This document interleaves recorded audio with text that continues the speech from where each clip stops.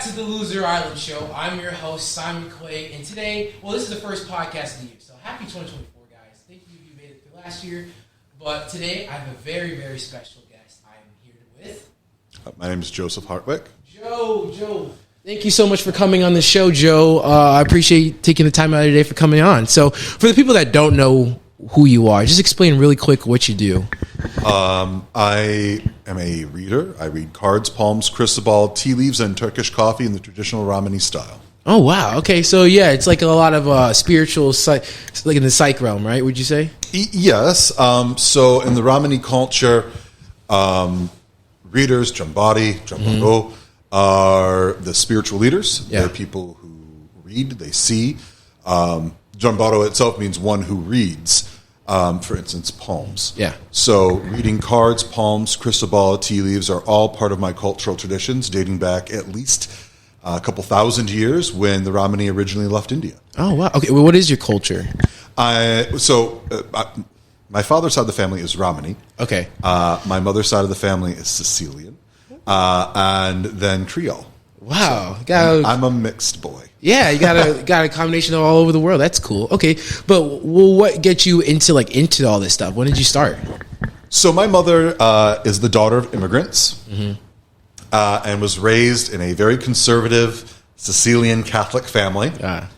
And she ran off with a boy she met when she was 19, and their marriage lasted 2 years, and then they got back together 8 years later for one night and conceived me. Wow. Okay. through a condom, birth control, and a vasectomy. So you weren't supposed to be here. I'm supposed to be here. Super nut. Yeah, exactly. It's a lot. It's a lot. So yeah. So how did you get into it though? So I was 4 years old.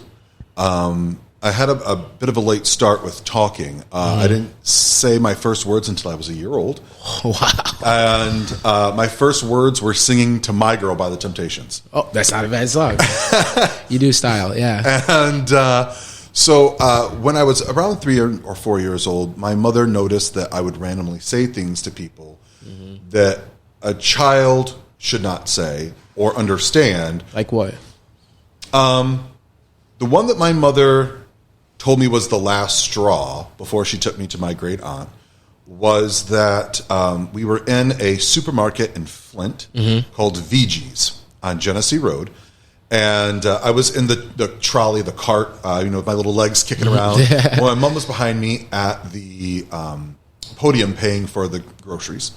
And a lady comes up behind us, and I tell her, Frank says it's okay not to cry anymore. What? And wait, how old were you? I was 4. What? So she starts shaking me and screaming at me. And my mother, freaking out that someone is attacking her child, rightly steps in, but she's terrified at that point. Yeah. So she takes me to my father's aunt, who was the drum body before me. And she said, okay, I'm going to read your tea leaves to my mother. And she says, we're going to put him in the parlor, and I have something I just want to see what he does. Right. So she gave me my tarot cards, the same cards I use today. They were my great-grandmother's before she passed. And my great-aunt was blind, so she could not read tarot cards. Her specialty was the crystal ball and tea leaves. Okay. It's not usual for Drambati, or Drambaro in my case, to read more than one or two things. So she put me in the parlor and handed me the tarot cards and said, play with these while I read your mummy's tea leaves. So she read my mom's tea leaves, and when they came out, I had laid out the cards. And my great aunt asked me, wow, well, what'd you do with these? Why are these like this? I said, oh, well, it looks like it's a pretty flower or maybe a cross. The way that I had laid out the cards is called a Celtic cross by most people, but the Romani word for it means rose. And so I had laid out the rose, and she said, well, what does this one mean? Mommy's lying. What's Mommy lying about? Daddy. What about Daddy? Daddy's not coming home. What do you mean Daddy's not coming home? Daddy has a new mommy. What do you mean Daddy has a new mommy? You're saying this all at 6 years old. This is crazy. 4. Oh, my goodness. This is crazy. Yep. What the fuck?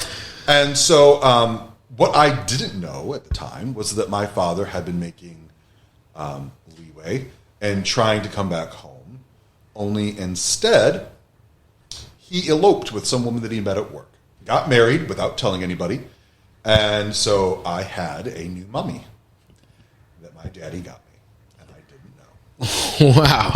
Yeah. So, Clairvoyant tea message. well, at 4 years old, the Ramani viewpoint is that children who are gifted are often overlooked or told that they are lying or it's imagination, and that those things are beaten out of sensitive children, mainly by the Catholic Church and other religious organizations. Right. And so it's not nurtured. The Ramani, on the other hand, when a child shows gifts, take that child and teach them. They nurture their gifts, and they make sure that they know how to control them so that they don't end up in a situation where they're telling a random stranger in a grocery store their dead husband says it's okay. That's okay. That's a lot. That's so cool and interesting right there. But like, okay, I want to go back to the dead husband thing just a little bit. So when you say stuff like that, is it like, what's coming over you to say? Is it like, are you feeling something to say that? Is someone telling you to say it, or is it just like purely instinctual, So I don't do that kind of reading any longer. That left me when I was very small. Okay. It's not something that I offer to the public. It's not something that I often do.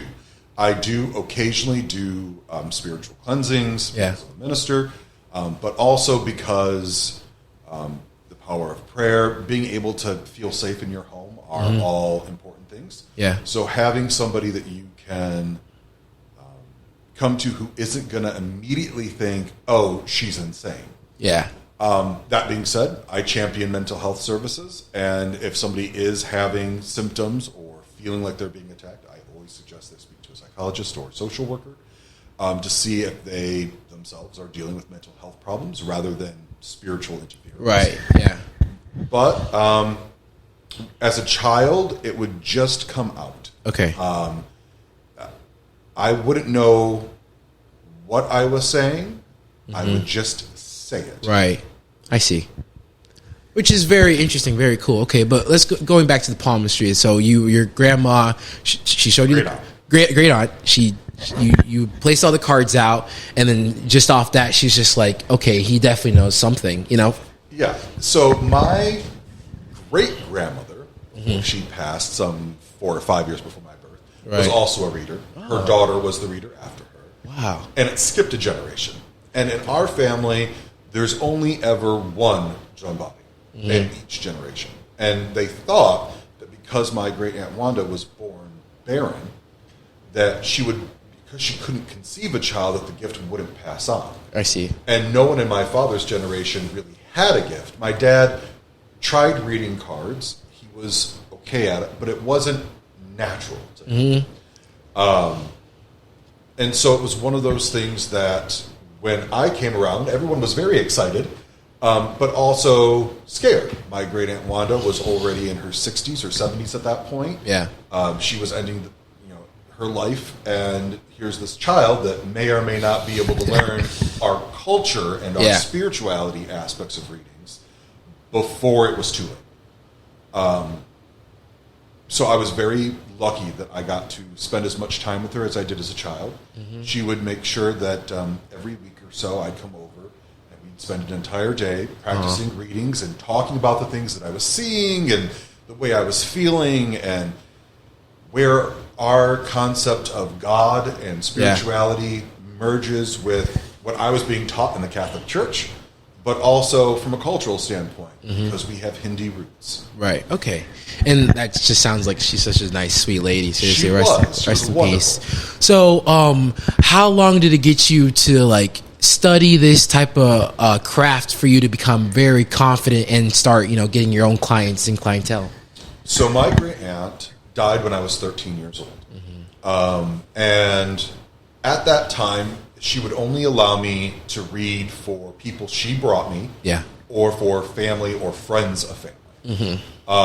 Mainly because she didn't want me to be outcast. Yeah. I was already the weird kid at school that would always say, "I told you so." It was really difficult for me to socialize with children because I advanced very young. Yeah. And my social cues were not always the greatest because I would think, oh, well, I should absolutely say this thing to somebody, not realizing that, I gave this person a reading without their permission. Right. And that is not kosher, for lack of a better term. Part of our culture is that when you give somebody a reading, they first have to want it. Right. And ask for it. It's not something that you just do. And so she wanted to make sure that I was ready to handle the scrutiny, but also the pain that comes with it. Because it can be very difficult to deal with the things that come up in readings. Right. And she wanted to make sure that I was mature enough to be able to talk about difficult subjects and have tact, but not be ashamed. I definitely get that. And let's talk about like the painful in this type of field. So like, obviously it's not easy probably being a palm reader, because not everybody is open to this. Some people don't believe in it just for whatever reason. And even if you do it in front of them, they're still going to be like, oh, whatever, some witchcraft, right? So how do you deal with like, negative feedback from like people? Well, in high school, I had a girl try to exorcise me. What? With the Bible study group. Oh, well, damn. So there was that. Yeah. I fully believe that everyone has their own path. And it is perfectly acceptable for people who say, oh, I don't believe in that, or that's not for me. That's just fine. You know what? I'm not offering you my services. I'm telling you my job. Right? Yeah, right. But it's one of those things that I try and take lightly. There is one of the, not everyone is going to be looking for my answers. That's okay. Right. I minister to everyone. It doesn't matter what faith you are, where you come from, your abilities, your disabilities. Everyone needs somebody sometime. Right. So I just try and be that person. And if I can help somebody, if they want a reading, then I'm more than happy to do that. Sometimes people just get readings because they want to know they're not alone, that somebody else can see or understand what they're going through. Right. Okay, yeah. So there's a lot of nuance to it. It doesn't, like, obviously you don't want to pay attention to the haters, but have you been, like, heckled before? Like, you're doing a reading at a party? And then Absolutely. Really? Can you expand upon that? Oh, God. I'm trying to think. So I work at the Renaissance Festival here in Michigan. Okay. I used to travel the country, but I stopped that when I met my husband. And there have been more than a few times where people have thrown beers at me, come up and, like some rude asshole in particular. I remember one time this rude asshole comes up and says, oh, yeah? You're going to tell me it's Rosie Palm and her 5 children? And I said, no, but I can tell you you're going to die alone. And his wife just burst out laughing. She's like, true. So it's one of those things where I generally, if there is somebody who has, like a legitimate question or like, this is bullshit, right, I will be like, okay, give me your hand. I'll tell you 3 things about yourself I couldn't possibly know. Right. And if you think those 3 things are legit, you'll shut the fuck up. Right. And then walk away because I don't want your money. Yeah, no, that's a good point right there. Because for people that don't know, I reached out to him and he read my hand, so I vouch for him that he's 100% legit if you're looking into this type of thing. But when he was reading my hand, I don't want to talk about too much, but it's amazing, guys. He literally say stuff about you that like it's true, but then it's weird because it's like I didn't say hi. It's not like I talked to him, gave him my whole life story, and he's saying dead on facts about myself and some stuff I don't even know. But it's like, wait, I do that kind of, and it's so trippy. I mean, let's talk about some of the reactions you get from people. Like most common is people walking away being like, holy. Or they'll be like, guys, he wrote all over my hand, this means this, and this means that. Isn't this like weird? Yeah. That's always really fun. I like to have people who are excited, people who are energetic. Some people cry. Right. Some people feel seen for the first time. I remember it was just this past summer. I normally don't read children. Okay. I volunteer every year, though, with the Flint Women's Shelter to do a care day for the ladies and the children at the shelter. Okay. So me and some of my performers and entertainers and crafters from the Renaissance Festival come out and we pamper them. We give them manicures, pedicures, massages, play live music, do readings. Okay. And it's one of those things where you are dealing with people who have been through hell and back in their lives at a shelter. There's some things that are going to be a given. Any reading you do is generally going to be pretty fucking heavy. Right. So you don't really want to read children because that shit is rough. Yeah, I can see now. That makes sense. And I learned that my first year doing readings there where they asked me to read children. And I had a child who could not speak. And a mother who said, the doctors say that she is able to speak. She chooses not to. Okay.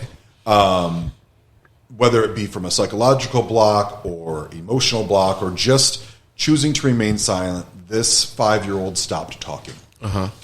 And the mother begged me to give her a reading. So I did. After the reading, the little girl started talking. Like immediately after the reading. What? Because I was able to put into words the things she was afraid to tell her mother. Okay. And rightfully so, when I told the mother what I was seeing in the cards and in her hand, the mother said, I knew that there were some things going on, but I didn't know it was this bad. Right. Because the child had been abused by her father and his friends.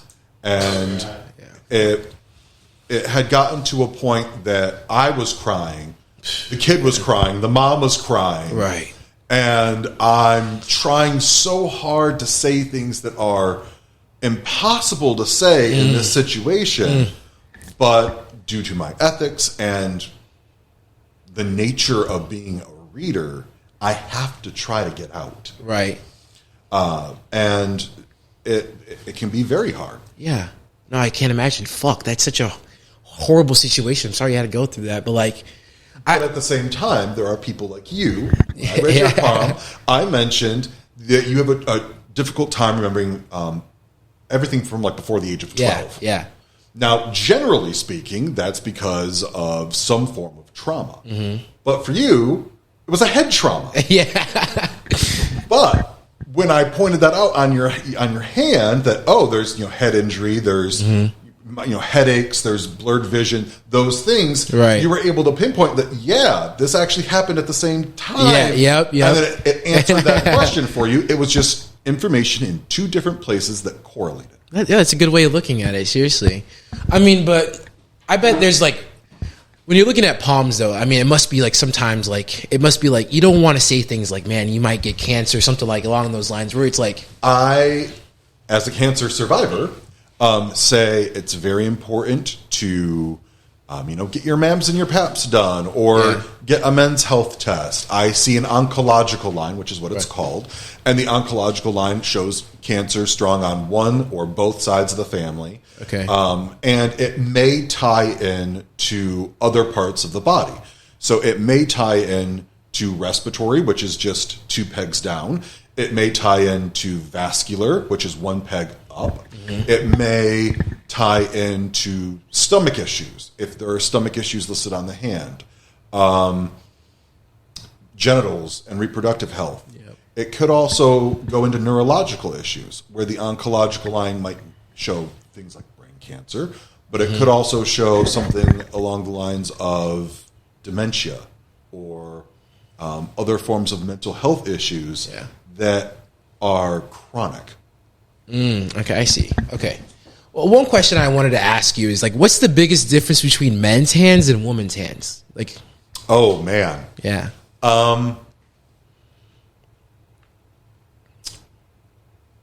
That's hard because it's a person by person thing. Yeah, I feel. Yeah. I mean, your fingerprints are all unique, right? Mm-hmm. Yeah. 100%. Fingerprints are something that we can read in palm readings. The shape and girth of your hand, the length of your fingers, they all tie in. The shape of your nail beds, even.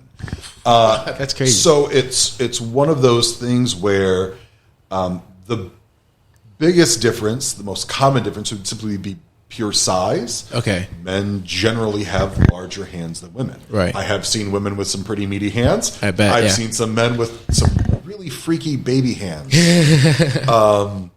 And so it's one of those things where it's really hard to say if there's a dichotomy between men and women's hands, other than that they all tell the story of the person. Right. Okay.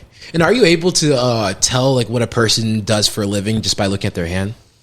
Oftentimes, Like a chef or a doctor, something like that. so there are parts on the wisdom line, which is the line that goes up the center of the palm, right here, that tell you areas where you would be of interest. Yeah. So, for instance, I spoke with you and mentioned that yours has a marker down here for social services or social sciences. Yep. And up and through here with fine detailed motor work.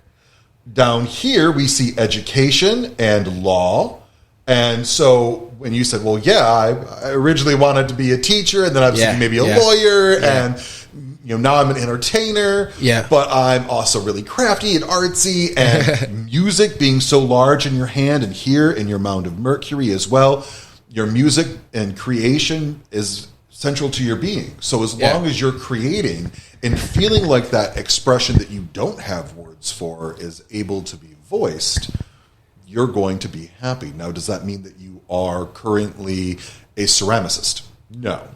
But it does show where your interests lie, and more likely then to share where you are in your life, in your profession. Okay, I see. That makes more sense. Okay. So when you are doing a palm reading, right, someone brand new, what are generally the signs and stuff like when you first see the hand, what are you looking right away, I scan for key points. Okay. I check out the main mounds here. Yeah. Explain real quick for the people that don't know. So Jupiter is beneath the forefinger. Venus beneath your middle finger. Mercury beneath your ring finger. Pluto beneath your pinky finger. Now, some of you who know anything about palmistry might be thinking, that's not right. That's because you're white. The Ramani people read differently than the Brahman. The Brahman style is the palmistry that you will see on little hands at Joann's that are meant for your rings or whatever. That is the Braham style, not the Brahmi style. The Ramani style is very different. We have different segments, but we all see the same information. I actually have worked for 20 years with a Braham specialist who will do events, psychic fairs, the Renaissance Festival. Yeah. We will work together, and she'll be like, yep. Okay, Indian. Okay. Yep. Okay. So palmistry comes from India and China. It's the oldest form of diagnostic medicine. It's roughly 6,000 to 9,000 years old, which makes it about as old as the pyramids of Giza. Wow, the oldest? That's the oldest, really? Yep. That's crazy. That's still practiced today. Yeah, that's still, yeah, that makes sense too. So,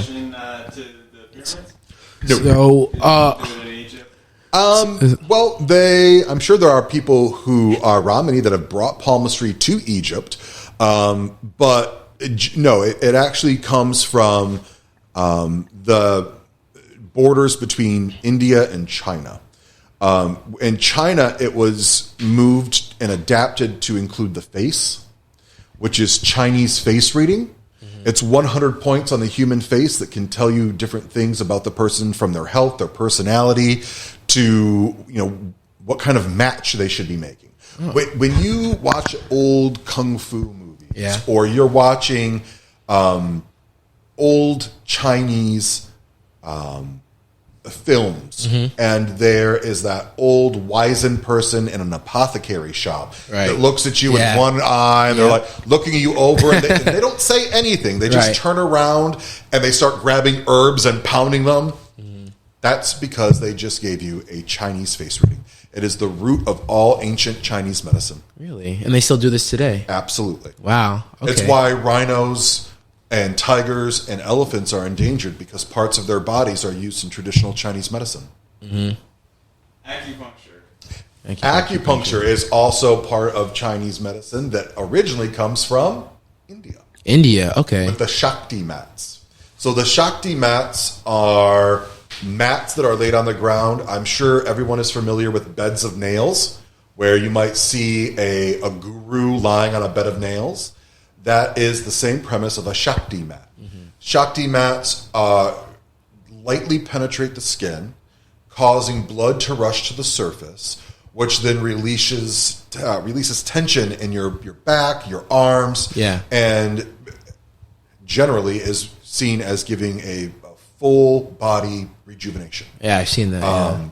Those are the roots of acupuncture. Acupuncture, much like acupressure, are pressure points or key parts of the body that have different energy signatures or different correlations between that muscle cluster and other parts of your body, that when usually gold, although other metals are now used, in ancient Chinese remedy, it was always a gold needle, inserted, it disrupts the electromagnetic fields and charges that your body naturally produces to change or release tension.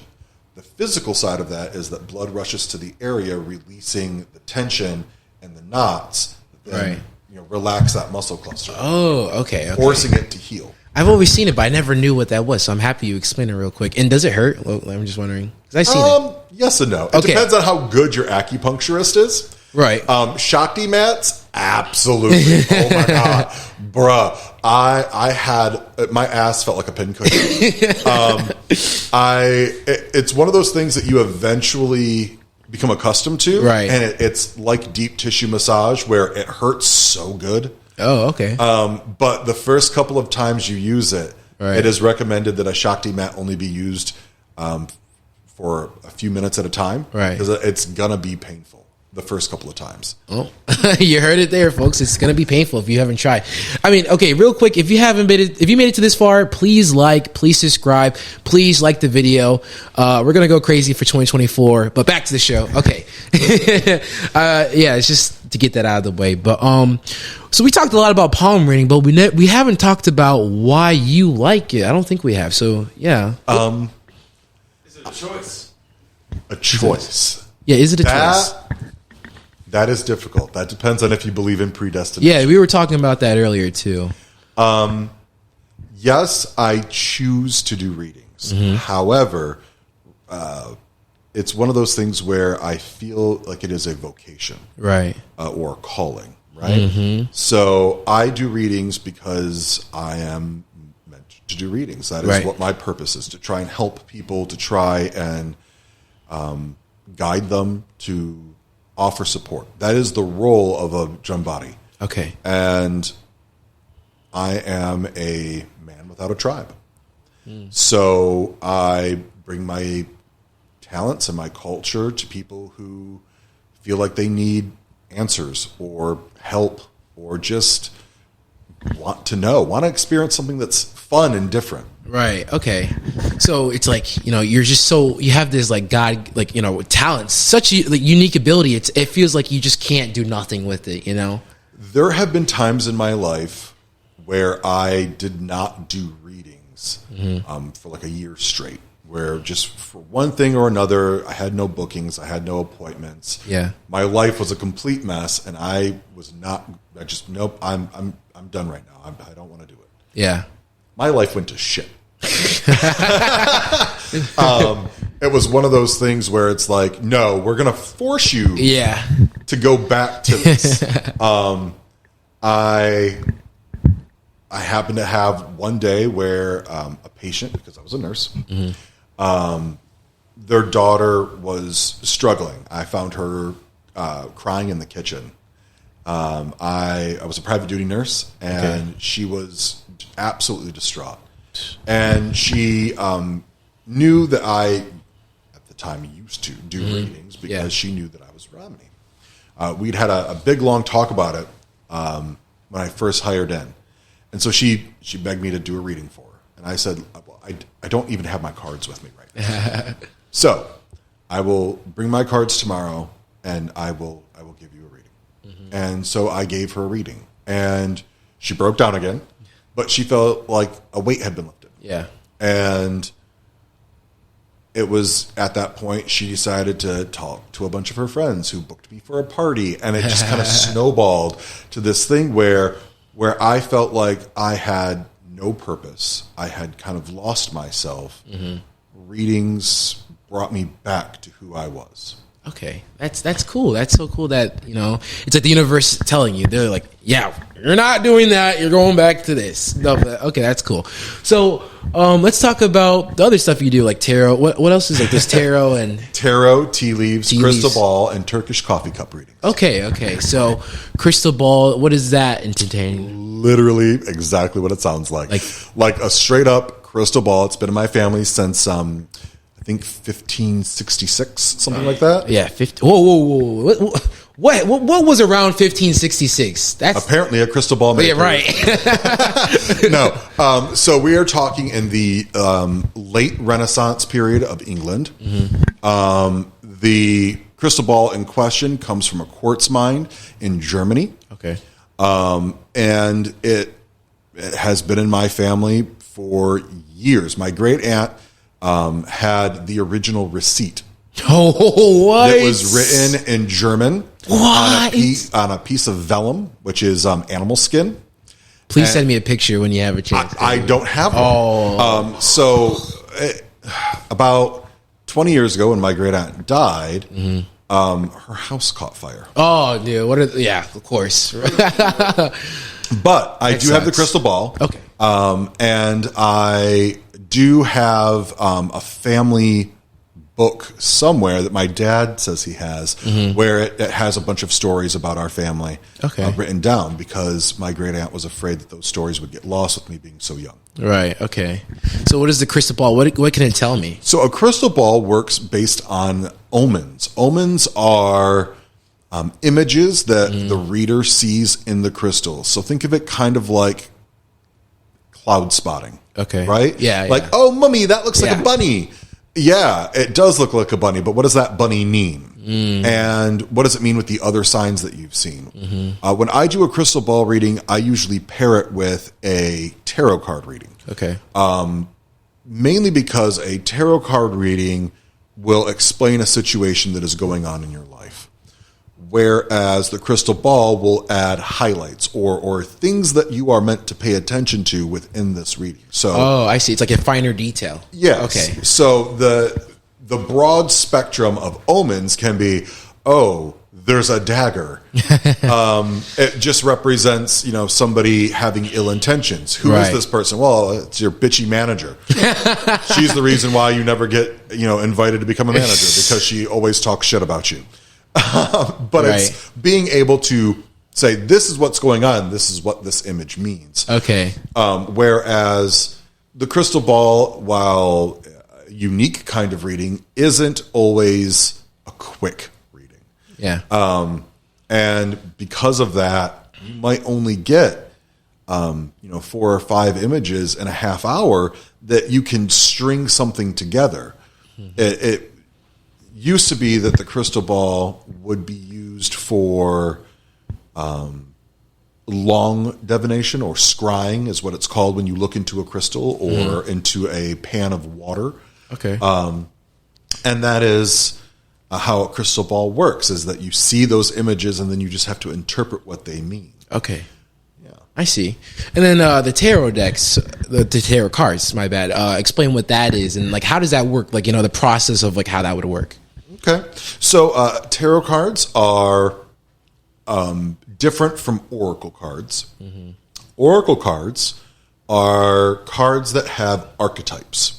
So each card has a base meaning, and that meaning doesn't generally change with any of the other cards around it with oracle cards. Right. Tarot cards are the opposite. Tarot cards have an archetype. This is what this card means. It means burden. Right. But that burden card might change depending on what cards are around it. So let's do some math, shall we? Yeah. So we're going to do some live math. There are 78 tarot cards in a deck. Okay. Now, you have to times that by itself because there's 78 other cards that that card can interact with to change its meaning. Right. That brings you to 6,084. Okay. Now, upside down or sideways. Yep. So then you have to times by 78 again because it changes if it's upside right or upside down. So 78 So times 78 times the 6,084 equals. There we go. Don't start laughing, I'll mess up the calculator. 474,552. Now, you then have to do that by each space that is in an average tarot reading. Now, most tarot readings take up at least 20 cards. Mine do a lot more because I'm very quick at reading them. Okay. I read my tarot cards like we're having a conversation. I'm laying them down and just reading them because I'm very tied to them. I've been using them for 31 years. Right. So, times that by 20 equals 9,491,040 different meanings that those cards could take at this point. Now, that's only times the 20. What if I did the additional 78 for each card on top of that, right? Because, again, each card changes each card, and you're going to have each card by 5 different cards. Wow. So that brings it to 74,301,120. 74 billion? Yep. Wow, that's crazy. Okay, so He brought the fire rate up. so it's actually, when you look at my calculator, it is 7.403011E9 to the 9th power. So 74 billion. yeah, that's a shit ton. That's a shit ton. Okay, but like the palm readings though, when you're doing a tarot reading, what are you looking for exactly? Is it, So in a tarot reading, or it depends on like the situation they come to you for. Well, what kind of cards did you use when you were talking to the little girl? Henry, they can't hear you. They can't hear you. They can't hear you. so the question was what kind of tarot cards was I using when I was talking to the mother and the little girl that cried? Mm-hmm. I was using my Raider Wyatt deck. It's so old that my great aunt said that my great grandmother got them Oh my God. during the Depression or just after the Depression. The Raider Wyatt deck that I have is so old, it's not even on cardboard. It's on fabric. Fabric? That's weird. Yep. Raider Wyatt, right there. Well, not radar, Raider. So, here we go. Give me just a moment here. Busted phone, bro. Well, if you made it this far, make sure to like the video, subscribe, follow us on Spotify. We're on Spotify too. So I really appreciate that. All the support we've been getting. Make sure to, check out Henry's stuff. And back to the show. Raider Wyatt, according to Wikipedia, is a widely popular deck for tarot card readings. It's also known as the Wyatt Smith, Raider Wyatt Smith, etc., etc., ad infinitum. I want to show a picture on the screen. Don't worry, I'm going to edit it. That's what editing's for. Yeah, right. Editing software. The magic of editing. Right, yeah, exactly. Okay. So, what are you looking for in the readings before Henry jumped in? Or it depends on the situation. I think that's, yeah. I'm just reading the cards. I never ask questions. I don't honestly care what you want to read about. Okay. The cards will tell me what you need to know. Oh, okay. Which is why when you sat down for your reading, I said, hi, hello, how are Right, you? Yes, right. okay, let's see your hand. Right. I don't care. Yeah. The nicest way. The nicest way possible. Really, folks, I promise. Right. If there is something in particular that you want me to read about, I can certainly try. Okay. But my general rule of thumb for a general reading is to just say what the cards say. Say Right. what your hand says. Say what the teacup says. Because what I have to say doesn't require me to know what's going on in your life. Right. I have had people where I've talked to them about the recent loss of a loved one that they just sat down at my table and I flipped a couple cards and said, okay, I'm very sorry you lost your husband in the last few months, but just know that like it does get easier. Grief is a process. You are not a burden to your family for struggling so hard. Right. But at the same time, I've also had people be like, ooh, oh, I'm so sorry, girl. No, look, that dick isn't even worth it. So why are you sad? Why are you sad? Right. But it's one of those things where I won't know what I'm going to say until I see the cards. Right. The cards tell me what I need to know. Okay, that makes sense. So when someone does come to you and then, okay, like, is there appropriate times like people come to you and it's like, okay, this is how it works? Like, for example, like, let's say like, oh, I really want to ask out this girl. I don't know if she likes me. Like, is that really worth a tarot deck reading, or is that like... Sure, if you want. Yeah. Do I guarantee that's what's going to come up? No. But will I find the answer though at the end? We can look into it. Yeah. I mean, once you are doing the reading and the important bits are done, what the universe is trying to tell you is heard. Okay. If once I am done with my reading and the time is up and I look at you and I say, I can keep going. If you want me to, if you have questions, I can, try and answer some yes or no questions. Yeah. That's fine. I can flip a couple of cards like, hey, so there's this girl. I like her. She's at work. Does she dig me? No, bro. She's really not that. Just straight up. Yeah. just flipping cards. Right. I will tell you as it is. Because right. I don't really have much of a filter when I'm doing readings. Yeah. I try and have tact, but right. I don't. I mean, no, that's a good quality though, because no one wants to be fucking lied to. It's like you're gonna be successful, and it's like, oh, you're gonna be dead at 24. It's like, what the fuck? So the important thing for people to know about palm readings is that your palm changes every 4 to 7 years. The lines on your palms reconfigure. You're a whole ass different person every 10 years. Right. Every cell in your body has changed. Yeah. So, while a reader might say to you, oh, I see you dying at 24 years old, they're a shitty reader. Because if you are not 23 years and a half year old, they don't fucking know. Right. They might say, I can see you being in danger, which I myself have said and had people pass away. But I've also had people find that they...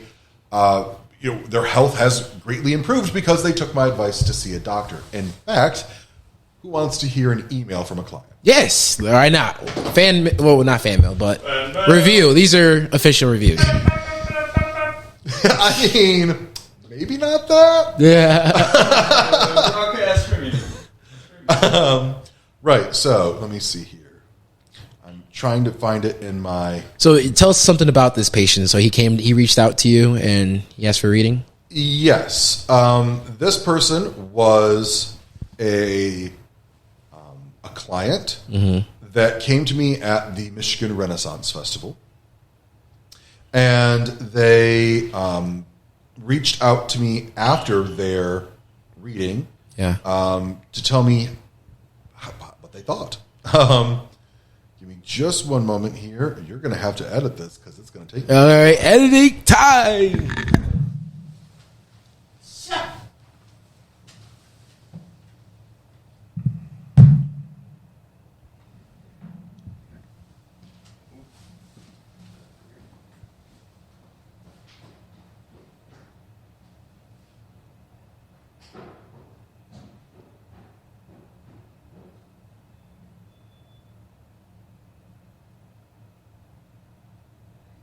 Okay, I found it.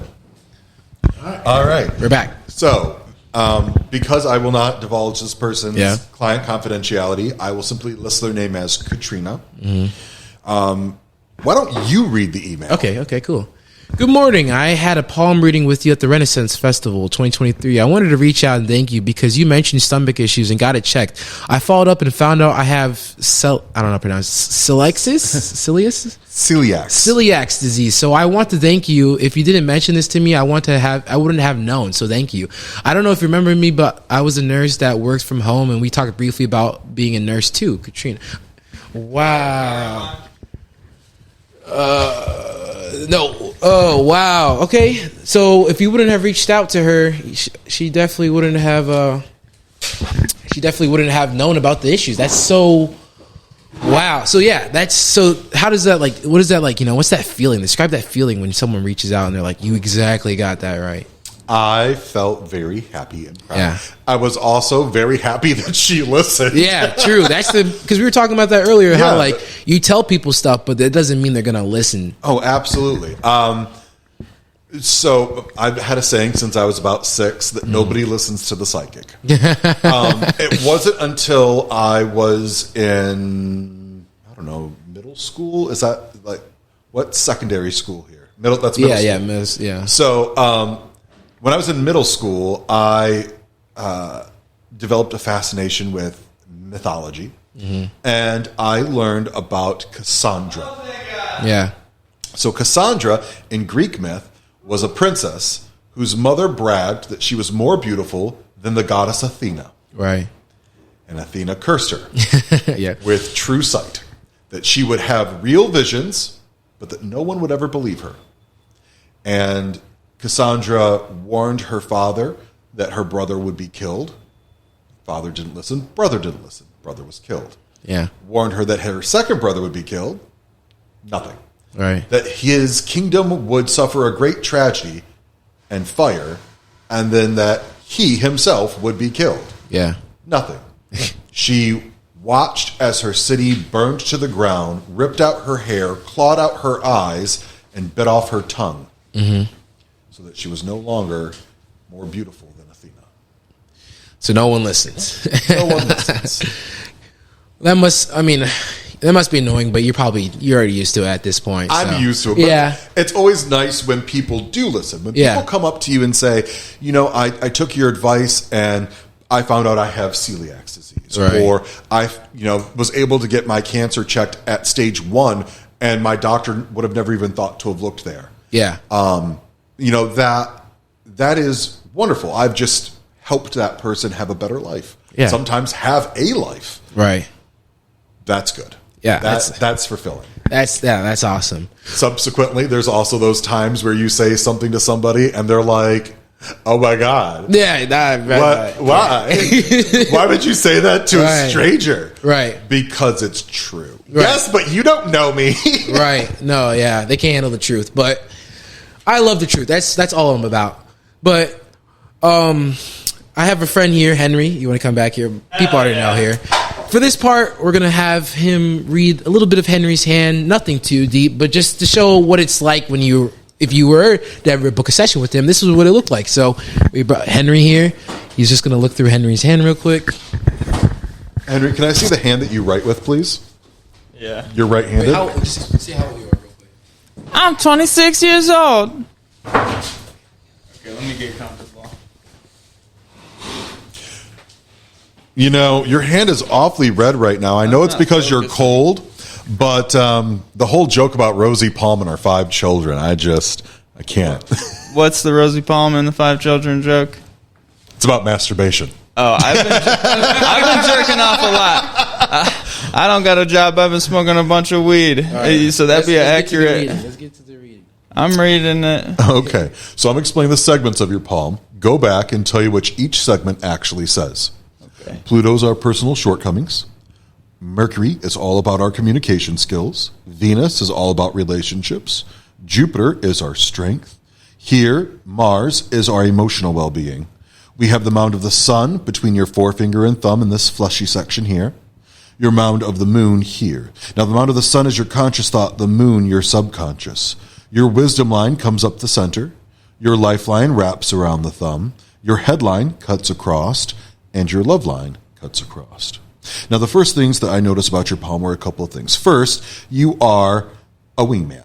By nature, you are a manipulator with this curvature of your finger. You like to be the one that is in control. You just don't want them to realize you're pulling the strings, which is ironic since you don't actually like people. You're just really good at interacting with them. When it comes to your communication style, you're kind of sporadic. a little ADHD even, because this line says that you jump to conclusions quite frequently. You can be very straightforward, though you have a tendency of being overly blunt. Over and through here, though, this downward slash represents somebody who can be very self-defeating. Now, you have what's called a superfluous mound, which is where the meaty section between your joints here in Pluto and Mercury form an additional mound called humerus. Now, humerus here represents you trying to bullshit your way through things with humor that absolutely does not land and usually ends you up in either hot water or people thinking that you're just a joke. When it comes to your relationships, though, we have a little bit of a problem because you don't have them. You are very closed off when it comes to love. You are needy, but you don't actually want to be touched. You are kind of like a cat. I will want you when I want you. Please don't touch me. Because this wall in your heart here in Venus, this line that bisects it straight forward, like it's a straight line cuts down, that's the wall in your heart. That's actually a term from palmistry. When somebody says so-and-so has walls up around their heart, it comes from palmistry. No way. That's where is this line? That's the only one that I don't agree with so far. Right there. That line right there. Now, isn't that just from you making a line? No, like you can actually see the line. It cuts through right there. That very faint line that cuts from this line here on your love line into these incisors, these little boxes, which represent compartmentalization, and comes up. It doesn't hit all the way to your finger. Is it the same kind of crease that's that, or is it a different kind of texture? I do not see it. It's right there. Do you see that little line right there? That line right there. It's faint, but it goes all the way up to right here in this mound of hubris between your heart here and Mercury here. This swirl effect, that little meaty section right between. So what we see with this is that when it comes to love, you can be very generous with this swirl. You can be a very good lover. But when it comes to love itself, you are guarded. These little boxes represent compartmentalization. Oh, all right. Okay, I see. Yep, so the little boxes that come along the love line into your mound of Venus show that you have almost like a rating system. For you, you can have somebody who is just an acquaintance. And you will think of them not in terms of a friend. They're your coworker. They're somebody that you know through another person. You'll have a good friend, a bestie. And when you get up further, when it comes to lovers and family and people who are very close to you, you are extremely loyal in your heart. Not in other parts of your life, but in your heart. And so you have a tendency when it comes to love to be very needy because you are full on in. But once you get to that point, you have a hard time letting go. So because it's hard for you to let go of your relationships, to stop loving people, it's often advised for somebody in this particular mindset to not have their exes in their lives because they will continue to get jealous. They will continue to struggle. They will continue to feel feelings for this person that they may or may not even be with anymore. And so when we come up into your finger and we see your mound of hubris here, which is all about how you handle communications with your emotions, which is not at all. And this band here that wraps down around the finger, barring the love lines going further, it says that you often run away. No. That plays into the way you love people and work in Jupiter. So your strengths in Jupiter are here with this large box shape, which is called a mound of Petra or Peter's rock. It gets its name from Peter, you're the rock upon which I build my faith from the Bible. However, the mound of Petra represents that you are the emotional, financial, social, and spiritual or psychological support of others. Basically, you worry more about solving other people's problems than dealing with your own.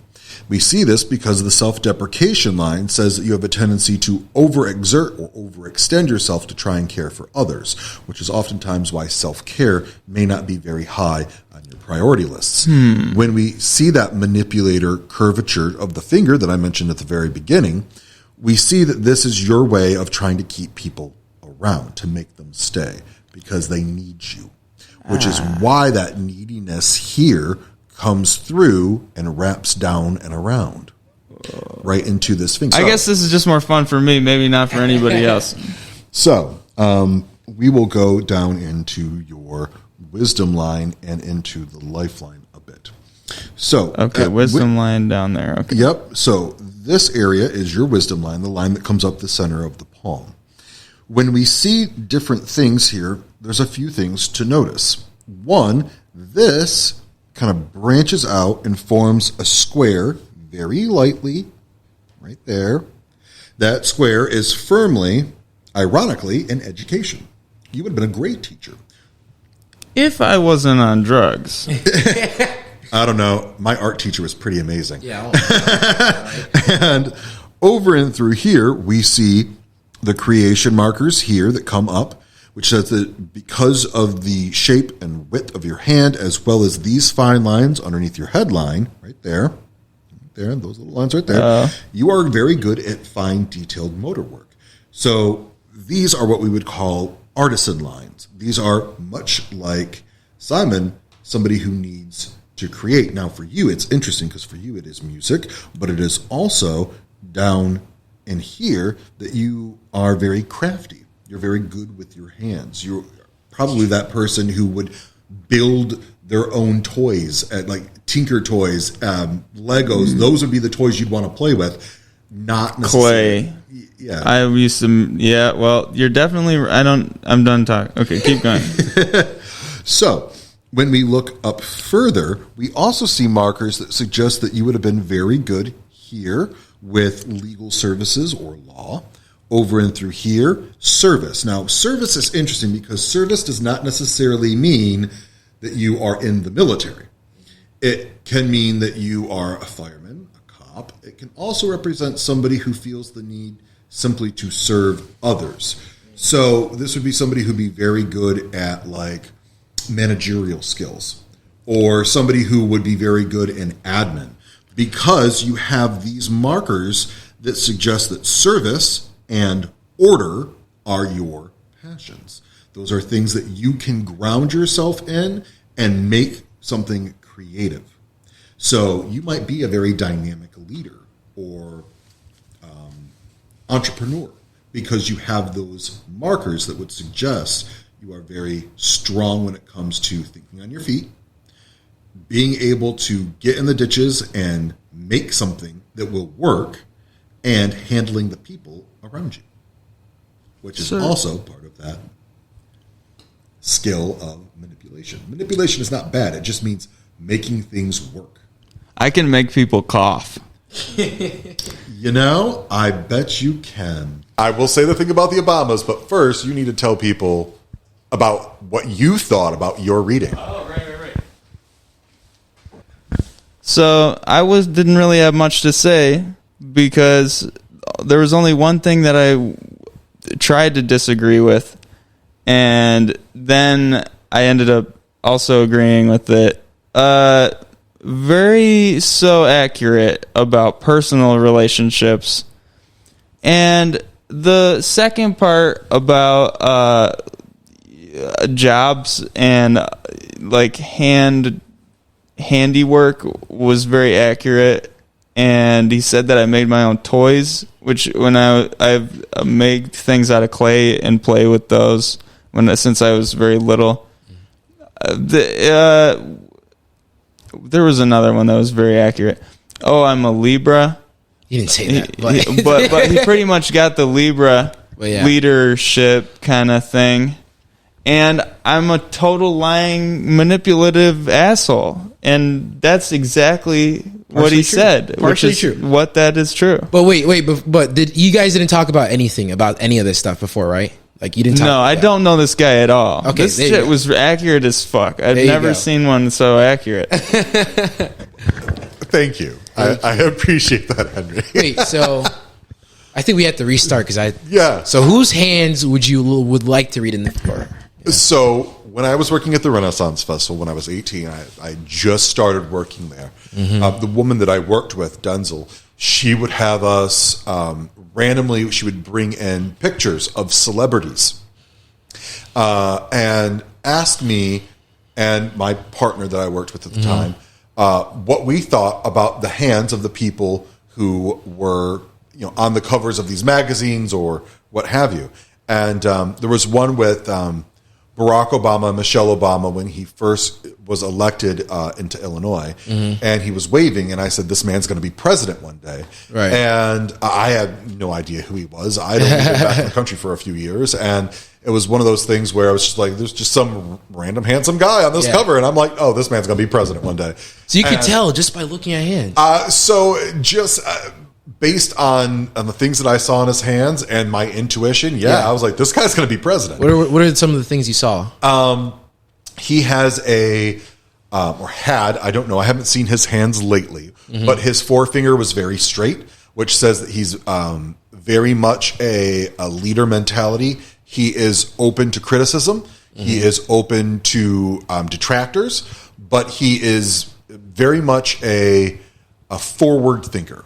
Okay. When you look at his pinky curves just slightly towards the tip, which says that he is not beyond sugarcoating the truth, but that he is not afraid to accept blame. His mound of Mercury was highly detailed, which says he's got good communication skills.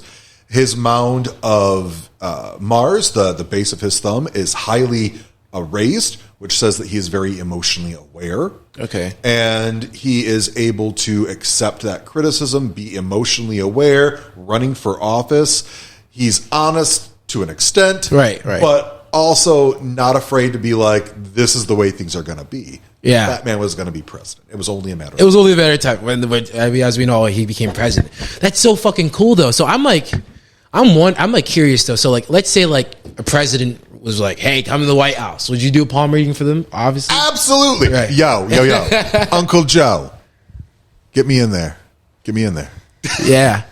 We'll see what happens with this upcoming election. But I'll thank you so much for coming on, Joe. I just want to say it's been a pleasure having you on, seriously. And before we end the podcast, I just like to end stuff on a spiritual note, and especially with this being palmistry. I just was wondering if, do you think this has any connection to a higher being, higher source, God per se? What are your thoughts on that? I believe that the universe and whatever titles you want to give the powers that be, whether that's God and the devil or anyone else, Shiva, Kali, Nataraja, Jesus, God, goddess, it doesn't matter. The dichotomy, the powers that exist, that thing that is the tie that binds us all with our spirit and the world around us. I believe there is a general purpose for people, and that there is kindness and there is love available, and that some people are better at being that warm place than others. Yeah. And some people are better at being able to see the flow of probability and time and help where they can. It is a spiritual thing, palmistry, but it is also entertainment. Yeah. It is something that is done for the curious and to be entertained, but also to at least listen to. Because even if at the end of the day you believe it's all bunk, right? If you can sit there and listen to someone read your life and say, overall, you're no worse off than anyone else. You're no more evil. You're no more kind. You're no more afraid than anyone else. And we're all in it together. Then maybe you can still take something with it. Right. Even if you take the reading itself with a grain of salt. That's beautifully well said. Well, thank you guys for staying here throughout this. I mean, let us know in the comments if you learned something new. Because I did. Henry did, definitely. You want to say something, Henry, real quick? So what was that about the pinkies, about Obama's pinky? That was this guy. Okay. Where can they find you, Joe? You do social media? Or I'm on Facebook. I don't really do much social media. I did have a podcast called Beneath the Leaves, or Behind the Leaves, I should say. That's available on all streaming services, Behind the Leaves. Yep. But beyond that, I will make sure that my contact information is made available on the bottom of this video. Yep, for sure. So if you want to book a session with Joe, I highly recommend it if you're just like, thinking about stuff. He doesn't just do palmistry, he also does tarot. Cards, palms, crystal ball, tea leaves, and Turkish coffee. Exactly. So if you're and I do phone readings. Phone readings too. So if you're curious about this stuff, please reach out to Joe. All of his information will be in the below. And make sure to have a great day. I will see you in the next podcast. Peace.